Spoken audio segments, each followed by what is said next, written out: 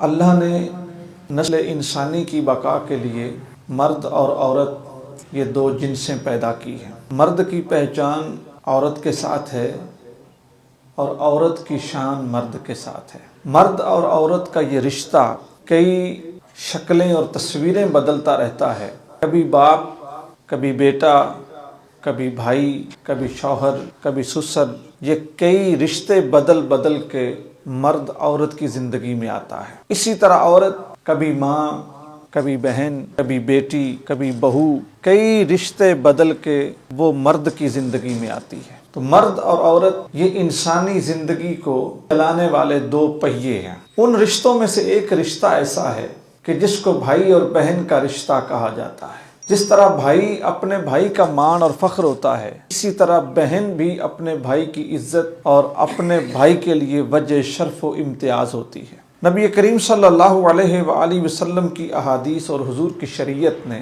بہنوں کے ساتھ جو حسن سلوک ہے اس کے اوپر بہت زور دیا ہے۔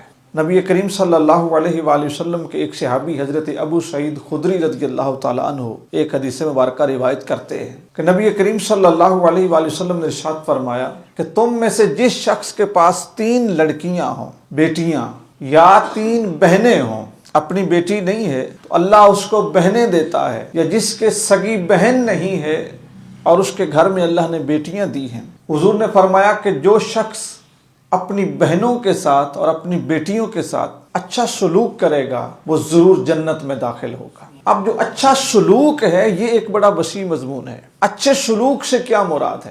ایک اچھا سلوک یہ ہے کہ انسان صرف زبان سے تعریف کرتا رہے، انسان خوش اخلاقی سے بولتا رہے۔ ایک اچھا سلوک یہ ہے کہ انسان اچھے کپڑے لے دے اور اچھا کھانا کھلا دے۔ ان ساری چیزوں میں سے سب سے اچھا سلوک یہ ہے انسان جس نظر سے اپنے بیٹے کو دیکھے اسی نظر سے اپنی بہن کو دیکھے، اپنی بیٹی کو دیکھے، جس نظر سے اپنے بھائی کو دیکھے اسی نظر سے اپنی بہن کو دیکھے۔ ہمارے معاشرے میں جس وقت بیٹی پیدا ہوتی ہے یا بہن پیدا ہوتی ہے تو پیدائش سے ہی اس کا جو سب سے پہلا حق غصب کیا جاتا ہے وہ یہ ہوتا ہے کہ اس کی پیدائش پہ وہ خوشی نہیں منائی جاتی جو بیٹے کی پیدائش پہ منائی جاتی۔ اس حد تک فرحت کا اظہار نہیں کیا جاتا جتنا بیٹے یا بھائی کی پیدائش پہ کیا جاتا ہے۔ اور پھر جس وقت تعلیم کا موقع آتا ہے تو یہاں پہ دیکھیں زمانے کی بے رخی اور زمانے کا دوہرا معیار کہ جب اپنی بہنوں یا بیٹیوں کو تعلیم دینے کا موقع آتا ہے تو ہم اپنی جان چھڑوانے کے لیے کہہ دیتے ہیں کہ ہم نے تھوڑا ہی نوکری کروانی ہے، ہم نے 5 پڑھا دی ہیں یہ کافی ہیں۔ لیکن جب اپنے بیٹے کے لیے یا اپنے بھائی کے لیے رشتہ کرنے کا یا رشتہ لینے کا موقع آتا ہے تو ہماری پریفرنس یہ ہوتی ہے کہ ہمیں پڑھی لکھی بچی جو ہے یا پڑھی لکھی بہو جو ہے وہ مل جائے۔ اپنے لیے